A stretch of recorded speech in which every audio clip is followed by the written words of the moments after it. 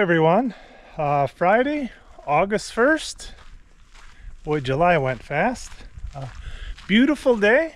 Although we did just about 20 minutes ago finish with a quick downpour of rain. It wasn't too bad and too long, but it's kind of what's been happening recently. We've, for the most part, had beautiful days, broken up by some thunderstorms and in some cases some pretty heavy rain, but it wasn't too bad today. Earlier this week, Monday and Tuesday was a complete washout. It poured and poured. Other than that, weather's been great. No severe storms, just some moderate thunderstorms, and the temperatures have been great. No problems with any of the plants and greenhouse. We just leave wide open during the day. This week's video is going to focus on, I think it's what I'm calling part 3 of the shed edition. I've made a lot of progress since the last video, which you'll see coming up later on. Not done, still got a few odds and ends to take care of, but it's closed in, it's usable. I should be able to start moving some things into that addition very soon, which is going to help enormously in the current shed. Right now, I mean, I've got room for everything, but I just keep finding myself climbing over or tripping over one thing to get to another thing, and that's no way to live. But so that'll be a good portion of this week's video. I'm also going to, of course, give you an update on the greenhouse and garden, as I always do at the tail end. Things are going great. You know, some things are starting to wind down, some things are starting to ramp up. Also worth mentioning, and I think I put it in the name of this week's video, drone alert. I know in the USA you guys get what's called amber alerts or silver alerts for, you know, missing children or old people. You probably get some weather or other emergency alerts, but we actually got one earlier this week. I think it was Belarus, which Lithuania shares a border with, quite a long border with Belarus. And if you didn't know, Belarus is a friend or ally of Russia and Putin. I'm not going to get into all the politics and world events, but apparently they keep sending drones into, sorry, dead snake. Not so dead, kind of moving yet. So anyways, back to the whole drone thing. Apparently Belarus keeps sending drones into Lithuanian airspace. So an alert was sent to the phone. It's been all over the TV. I'm not sure what to think about it. Belarus is notorious for just trying to provoke Lithuania and pretty much all the Baltic states, Latvia, Estonia. You know, I don't know if there's really any danger. I don't really feel that I'm unsafe here in Lithuania, but with everything going on in the Middle East with Israel and Palestine and the Gaza Strip, I think a lot of Americans have forgotten. There's still a lot of shit happening in my part of the world. That war with Ukraine and Russia, you know, it's still a full-on war. Hopefully they'll come to some peace terms soon. You know, the actual war is far enough away where I'm not too worried about it, but again, there's a lot of residual stuff that comes from that. But again, I won't go into that. I try to stay away from those types of topics. But point is, it's a different world here. When you get drone alerts, I'll show a little clip of it. Or I think I had already shown the clip. Here comes a motorcycle, so I better get turned around. Obviously, I'm not the only one that uses these trails. Out for a nice day ride on his nice motorbike. Hope he's having fun. I'm a little bit jealous. Anyhow, on to the rest of the video. Thanks again for clicking on the video. Sometimes I forget to say that, but I truly do appreciate it. Hi guys, I'm exhausted, but I wanted to share my progress with you. Did manage to get the end wall, or the main load-bearing wall, up, and the roof rafters today. Scrambling to get ahead of the rain that's coming on Monday and Tuesday, rain and wind, so I would really like it at minimum to have a roof on this thing. I'd love to have more done, but I'll keep you posted. So I managed to get all the roof sheeting on. On to next steps. I'll put down a vapor barrier. In the old days they used to do just tar paper, but I guess they got better stuff now, so I'll put a layer of that before I put on the metal roofing. As far as how things are going, it's kind of a slow go. I'm getting there. And I was able to get the roof wrap, or vapor barrier, whatever they want to call it, on. Everything went pretty well. I got a major overlap there. I could have almost done it with one roll, just not enough, so I had to do a second layer, but it's on. It's ready for the metal roof, which I'm not a big fan of, but as I always say, when in Rome, do as the Romans do. Everybody seems to do metal roofs here, unless it's a doghouse or something. But I have to unfortunately move on to cutting the grass for 2-3 hours now. I'll come back to this. I'm hoping to get the roof panels on possibly yet today, and the rain gutter, because if and when we get the rain, which isn't supposed to be until Monday, today is Saturday, I've got a little breathing room before the rain starts chucking down. But if and when it does rain, I definitely want to have the panels on and the rain gutter. So I got my one end wall in, which is not really load bearing. Obviously this is the load bearing wall. I did get the fascia put on, which I will attach some more metal work, and then the rain gutters. But more importantly, I did get the metal roofing on. It needs a little tweaking, maybe a little tightening down.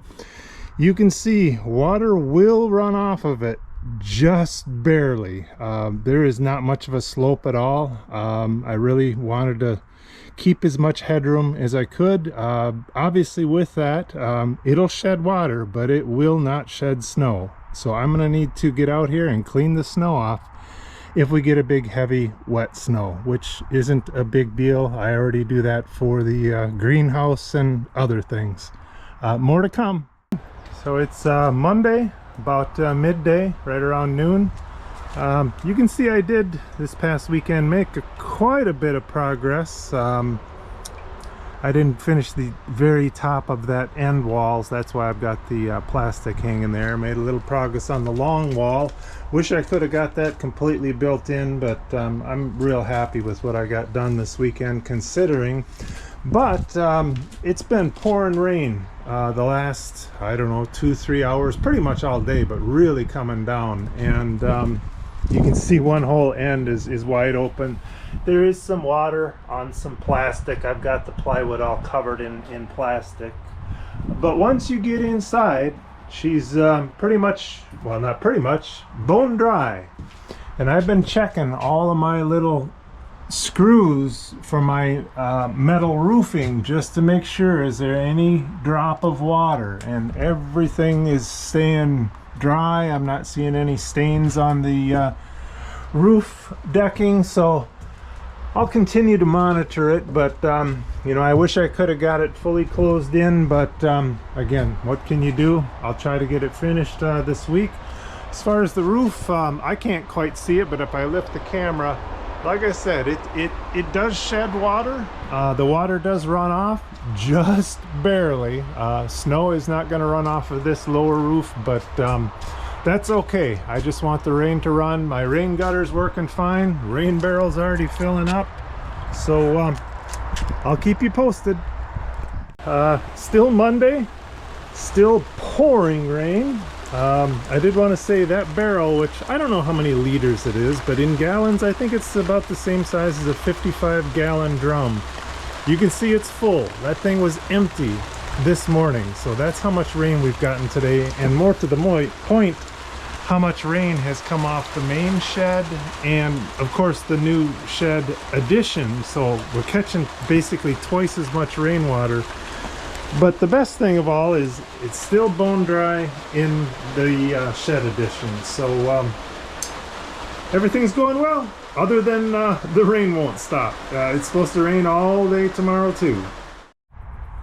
So I continue to make progress. I've got pretty much everything buttoned up. I've got some, final jobs I've got to do. I've got to do some corner trim. I've got to do some soffit work.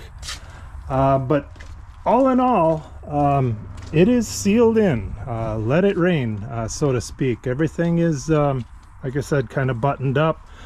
This is where things got a little redneck, which is typical of me. One, it's a shed addition. It doesn't have to be pretty or perfect. If it did need to be perfect, I'm not the man to do the job. But, put in a door. I kind of hemmed and hawed about what door to put in. I do have to duck just a touch to get in, but it works. Still got some cleanup to do inside here. I still got the plastic down over the plywood flooring. Still from before I had things buttoned up. We had a ton of rain on Monday and Tuesday of this week, so everything stayed dried in here. Again, I got some things to do. I want to do some metal or tin on the bottom, kind of like some skirting, but like I said, she's pretty much sealed in. Let it rain. I've got to do some weather stripping around the door. Obviously I'm not going to leave it just like this, but that's it. I don't know, I'll probably do a final update in a couple weeks when I get done with all this other stuff. And a couple other quick comments on the shed add-on. My wife was nice enough to paint the floor. It's not necessarily a paint, it's more of a sealer, special for plywood, I guess. So that should, if there's any drops of water or moisture that happens to come off some equipment that I put in here, it should help to protect the floor. One other thing, obviously we're using it to dry garlic too, as you can see. One other thing worth mentioning is that a lot of you might be thinking, well, wait a second, where's the light? Are you going to put a light in here? The answer is no. Believe it or not, there is no electricity in this add-on or the main shed. And in the main shed, if you can see up there, there's a solar panel. I do have a solar light that works great, and I never use it because I can see everything just fine in the shed. So it should be the same here in the addition. I won't be coming in here very often, but as you hopefully can see on the video, there's plenty of light in there when you've got the door open. Worst case scenario, I can just temporarily bring a little spotlight or a flashlight or one of those headlamps that fit over your head. But more to come. I'm sure I'll give you guys a part 4 when everything's truly finished. Lastly, on the topic of painting, we need to figure out to paint the outside, all these walls, all this siding. And I don't mind washing windows. I don't mind pulling weeds. I don't mind digging ditches. But I hate to paint. I literally hate painting. My wife is nice enough to kind of volunteer to do it. She says she doesn't mind to paint. Obviously, I'll try to help. I won't enjoy it a whole lot, but I'm not sure if it'll get painted before the snow flies. It would be good if we did, but it's not the end of the world if we don't. More to come. Hi everyone. Figured I'd give you a weekly greenhouse and garden update. Still got a few onions in the boxes. Still got some salads going on. Obviously some of them going to seed. Leeks are doing well. Way behind there you can see all the next generation of the strawberry plants that'll get put into the boxes here soon. But look at this patisone, or patty pan, some people call it baby squash. Just going crazy. There's just dozens and dozens of fruits in there. Huge plant. My wife did pull all of the onions and garlic. I think I mentioned that. A couple still in that box. Carrots still producing like crazy. Beets and Swiss chard doing great. My wife has pulled quite a few beets already. Our outside cucumbers doing great. We've been pulling quite a few off of those. Those should go on for several weeks yet. Our potatoes are pretty much done growing. When you see them turning brown like that, it means, you know, the potatoes in the ground are pretty much done. You can pick them at any time. Some people, you know, like to leave them until fall, but you run the risk of rot if we get too much rain. So we'll probably pull all the potatoes here soon. Switching gears, this is another one of those patty pans or mini squash. Much smaller plant. They were planted at the same time, same seed, but you can just see the difference. There's a lot more turf in this box than there is compost, and you can see the difference. Same thing with those beets. I don't think we'll get anything out of there, but it just shows the difference in soil and soil quality. Our pumpkin, or in Lithuanian malugas, starting to grow out of the compost box. As mentioned, our asparagus is all gone to seed. That'll get cut out when it turns brown. Beans growing quite well. You can see we've got green beans. There's some yellow beans in there somewhere. Eaten a few of those already. Zucchinis, which aren't my favorite, continue to produce. And our high bush blueberries, a lot of ripe ones in there, a lot of big ones. Very good year for high bush blueberries, otherwise known as Schalaugus. A lot of our herbs still doing well. In the greenhouse, everything cranking along.